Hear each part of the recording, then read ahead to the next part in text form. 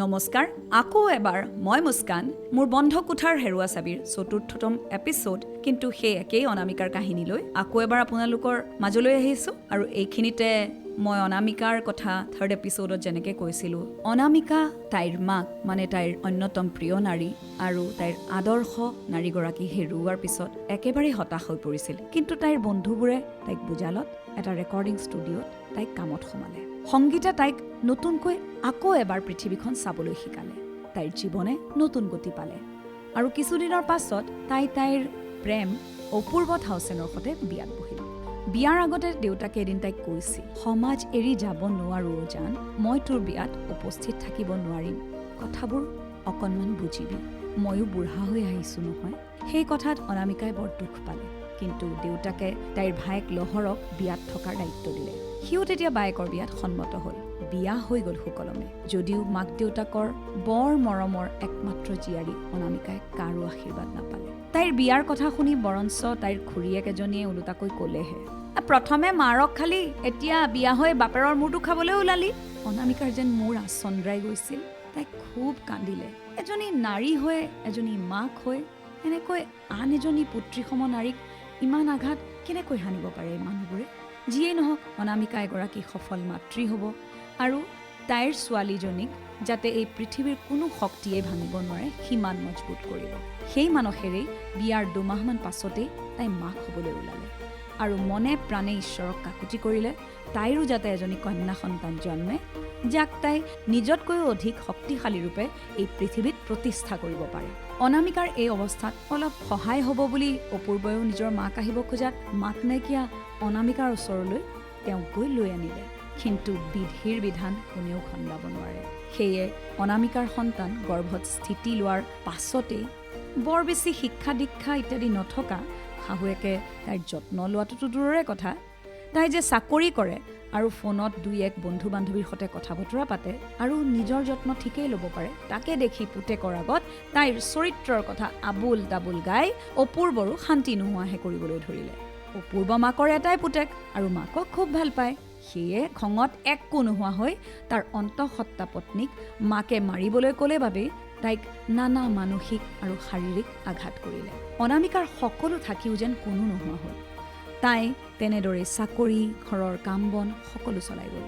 কিন্তু অপূৰ্বৰ সতে কোনোদিনেই ব্যৱধান নেওচিব নোৱাৰিলে তাই বহুত বুজন, বহুত সুস্থ মানসিকতা ৰাখে। সেইবাবে কাকো একো নকৈ নিজৰ গৰ্ভত থকা সন্তানটো যাতে কোনো ধৰণৰ ভৱিষ্যতে কষ্ট নহয় তাতহে মনোনিয়োগ কৰিলে। অনামিকাৰ মনত মাত্ৰ এটা কথাই বাজি ৰ'ল। অপূৰ্বক অপচন্দ হোৱাৰ বাবে তাইৰ নিজৰ মাকে ভায়েকৰ হতুৱাই যিদৰে শাস্তি বিহিছিল, এতিয়া অপূৰ্বৰ মাকেও তাইৰ যত্ন লোৱাৰ সলনি তাই আৰু তাইৰ সন্তানটোক এনেদৰে শাস্তিহে বিহিলে। এয়াই পৃথিৱীৰ সকলোতকৈ সন্মানীয় পদত থকা কৰুণাৰ সাগৰসম এগৰাকী জননী বা এগৰাকী মাতৃৰ কৰ্তব্য নেকি? যদি হয়, তেনেহ'লে অনামিকায়েনো তাইৰ সন্তানকো নিজৰ অশান্তিবোৰৰ চিকাৰ হ'বলৈ কিয় জন্ম দিব লাগে? কিন্তু যাৰ বাবে তাই বিয়া হৈছিল, যাৰ বাবে তাই নিজকে সম্পূৰ্ণ বুলি ভাবে, সেই সন্তানটোকোতো মাৰি পেলাব নোৱাৰে। তাই ঠিক কৰিলে, নাই, তাই মাক হ'বই আৰু এজনী সঁচা অৰ্থত শিক্ষিত আৰু আধুনিকা মাক হ'ব, যিয়ে সন্তানৰ জীৱনৰ সকলো বিভীষিকা সহিব পৰা শক্তি যোগান ধৰিব। সেইবাবে তাই ভবাৰ দৰে এদিন তাই এজনী ধুনীয়া আৰু সুস্থ কন্যা সন্তানৰ মাতৃ হৈছিল। শাহুৱেকে ছোৱালী হোৱাত বৰ ভাল পোৱা নাছিল যদিও লাহে লাহে বুজা হৈ আহিছিল বোৱাৰীয়েকক। তাইৰ ধৈৰ্যক, একাগ্ৰতাক সন্মান কৰিছিল। অনামিকাৰ মাতৃত্বক যেতিয়া কণমানিজনীৰ বাবে ভাল চাকৰি এৰি অনামিকাৰ দৰে স্বাভিমানী ছোৱালী এজনীয়ে ঘৰত থাকি নিজৰ সংসাৰ আৰু নিজৰ কণমানিজনী ডাঙৰ কৰাত লাগিছিল, অনামিকাৰ বন্ধ কোঠাৰ চাবিপাত তাই নিজেই বিচাৰি উলিয়াইছিল। তাকে দেখি লাহে লাহে মাক এজনীৰ আচল দায়িত্ব কি, নিজে কৰিব নোৱাৰাবোৰৰ বোজা কঢ়িয়াব নোৱাৰি ভৱিষ্যত প্ৰজন্মক দোষ দিলেই যে সকলো ঠিক হৈ নাযায়, সেই কথা তাইৰ বিশেষ শিক্ষা দীক্ষা নথকা শাহুৱেকেও বুজিছিল। অনামিকা যদিও বন্ধ কোঠাত আবদ্ধ হৈ পৰিছিল, তাই সাহস এৰা নাছিল।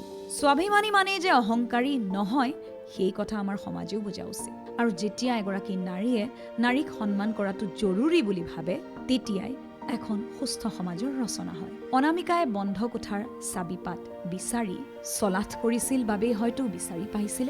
নিজৰ শিক্ষাক ভেটি হিচাপে লৈ কামত লগাব পৰাটোহে আচল কথা। সেয়ে চাগে কোৱা হয়, যেতিয়া এগৰাকী নাৰী শিক্ষিত হয়, এখন সমাজ শিক্ষিত হয়। বিদ্যা দদাতি বিনয়ম विनयाद्याति पात्रता पात्रत्वा धनमाप्नोति धनाद धर्मम তাতঃ সুখম। এইখিনিয়ে আছিল অনামিকাৰ কাহিনী। পিছে আজিৰ এপিছ'ডটো মানে অনামিকাৰ কাহিনীটো শুনিনো আপোনালোকে কেনেকুৱা পালে মোক আপোনালোকৰ কমেণ্টছৰ যোগেৰে জনাবলৈ নাপাহৰিব। মই অধীৰ হৈ বাট চাই ৰ'ম আপোনালোকৰ কমেণ্টলৈ, আপোনালোকৰ ছাবস্ক্ৰিপশ্যনবোৰলৈ, আৰু সেইবাবে শুনি থাকিব, নিজৰ যত্ন ল'ব আৰু কিপ মুস্কুৰাইং। Bye bye.